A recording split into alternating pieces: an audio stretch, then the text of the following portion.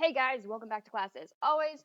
All right, so this is what we're doing for Thursday, and it's kind of easy. All you need to do is take these notes in here in this little diagram. So some of you at home don't have this book because I couldn't get it to you via Teams, via whatever, and it was kind of difficult. It wasn't coming out the way I wanted to, so I'm going to show you on my PowerPoint what it's going to look like and what you guys are going to need. So this is the first thing. It says to shade in. So if you take out a piece of paper, you can pause right now.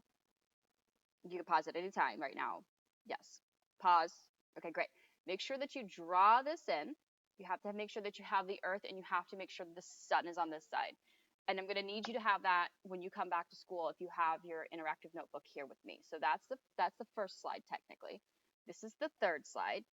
And it says don't forget to label. Okay, so shade it in. So here's your new moon. Here's the sunlight. So where would the new moon sit? Okay. Name all of these moons. You're going to find that to be helpful when it comes time to taking your DIA. All right, so it asks you what directions does the moon go? It goes into a counterclockwise direction. Now there is one little quick little bit of information in here that is not in here that needs to be in here is what angle does the moon sit at? The moon does have a small axis and it does sit at an angle at 30 degrees. So you need to put that somewhere that the moon sits at an axis on a 30-degree angle opposite of the earth. So if you think of, hold on a second, if you think of the moon and the earth, they sit opposite like this. Does that make sense? Yes. So that's how it's pulled into its gravitational pull. They don't both sit straight because if it sits straight, it wouldn't work. One would rotate faster than the other and it would just be a big mess. So our earth sits at a 23.7-degree angle and the moon sits at a perfect 30-degree angle, opposite of each other as one rotates around the other. And if you can't figure out which one rotates around the other at this point, you failed 6th grade. All right, besides that, moving on to the next slide. So it asks you some questions here, and I kind of give away this answer, but you need to fill in these answers. You need to have these answers written down and completely, and I mean honestly, completely filled out to the most perfection for me, because if you don't, I'm going to be severely sad. It says, how long does it take? So approximately how many days to go from one phase to another? Approximately how long does it take and days to complete a quarter cycle? Now you guys are getting a lot of things messed up when it comes to quarters. You guys are thinking quarter, you're thinking of 25. I'm not thinking 25. I'm thinking something a little bit smaller than that. All right, and this gives you the answer, so we're not going to look at that. So there you go.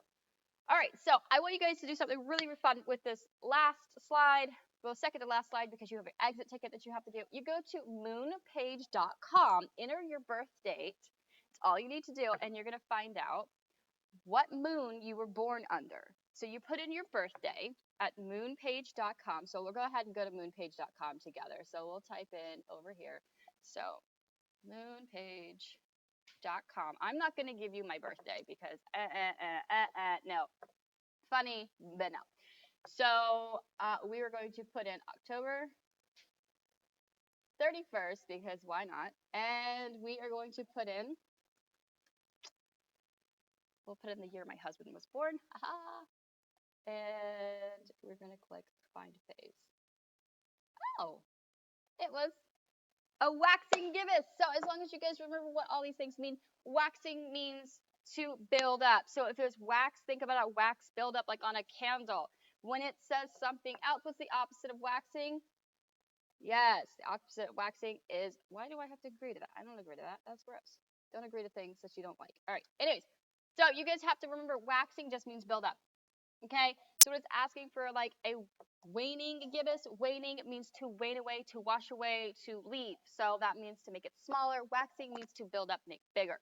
All right. So that little website, along with those little terms, as you see, it's a waxing gibbous. It's not quite a full moon. It was very close to having a full moon, which is super exciting for Halloween because, I mean, Halloween is great. All right, so here's your exit ticket. It is 2 questions. Why is one half of the moon always dark, and what is the reason for this? So I'm going to leave you kids alone for a little bit, or not. It's up to me, not you. All right, so I'm going to leave you guys alone for a little bit. I will see you when I see you, and maybe I'll make a video for what we're doing on Friday, because today we are playing Jeopardy. I'm so sorry. You guys have your FSA remediation on Canvas to do, and that's kind of boring. I miss you guys. All right, I'll see you soon. Bye.